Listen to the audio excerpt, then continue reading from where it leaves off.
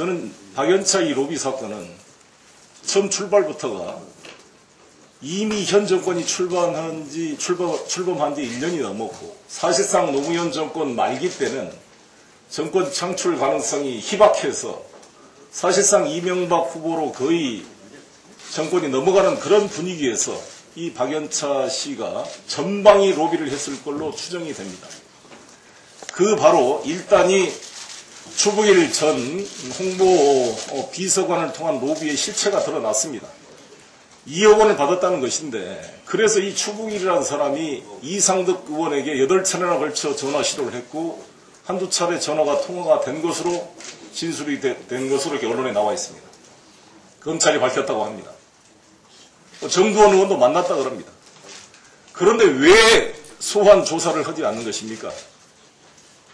전직 대통령도, 전직 대통령의 사모님도, 그 아들조차도 미국에서 바로 비행기 타고 오라 그래서 소환을 하는 이 검찰이 한상열 국세청장은 미국으로 가도록 거의 방치하고 부르지도 않고, 아예 추부길 전 비서관을 통해서 이름이 나와 있는, 만났다고 하는 정두원 의원이나 이상득 의원에 대해서는 소환 계획도 없다.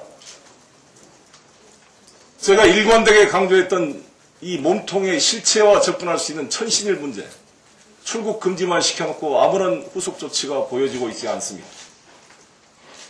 계속 강조하지만 박연차 씨가 천신일에게 지난 대선 기간 중에 전후로 10억 원을 제공한 것으로 보도되고 있습니다. 이명박 후보에게 30억을 빌려줬다는 것으로도 보도되고 있습니다. 이 천신이라는 사람은 이명박 대통령의 남자입니다. 거의 대학 동기이자 지난 대선 때 핵심 인물이었습니다.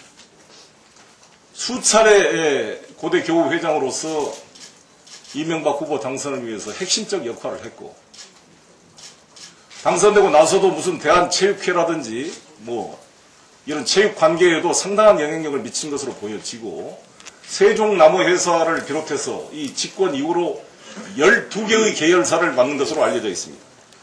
에듀 인터테인먼트를 2008년 2월 26일 날 설립을 했고, 나무 인터랙티브라는 소프트웨어 사업 부분을 또 만들었고, 특히 주목할 것은 2008년 5월 이너블루라는 태양광 에너지 사업에 진출해서 이것을 인수를 했습니다. 지난번 이명박 대통령 북경 방문 시에 수행 경제인 38명 중에 1명으로 수행을 해서 갔다 온 바 있습니다. 과연 무슨 힘으로 이 천신일이라는 사람이 이 현 정부 설립 이래 이렇게 사업을 확장했는지, 이 실체에 대해서도 밝혀야 한다고 봅니다. 박연차 씨와 천신일과의 거의 호용호재한 관계로 비춰봤을 때, 이 지금 밝혀진 10억, 이뿐만 아니라 많은 돈 거래가 있을 걸로 추정이 됩니다. 이 돈 거래가 밝혀져야 한다고 봅니다. 그리고 이것이 이명박 후보의 대선 자금과 어떻게 연결되고 있는 것인지 명백한 의혹에 대해서 이 조사가 필요하다고 생각이 듭니다. 왜 이 잘 나가는 검찰 수사가 형님 앞에만 가면, 한쪽 형님은 가차없이 수사하면서 한쪽 형님 앞에 가면 스톱을 합니까? 왜 이상득 의원은 소환 조사를 하지 않습니까? 실패한 로비다, 말 한마디로 그냥 끝나는 겁니까? 이렇게 편파적이고 불공정한 수사를 하게 되면 4년 뒤에 이런 현상이 더 심화된 형태로 나타날 수밖에 없습니다. 검찰이 또 끝난 뒤에 죽은 권력에 대해서만 수사하는 그러한 검찰이 아니라 살아있는 권력에 대해서도 검찰권이 엄정하게 행사됨으로써 이 현저하게 균형을 이룬 이 정권의 부정부패의 소지를 막는 것이 검찰에 주어진 소명이다, 저는 이렇게 생각합니다.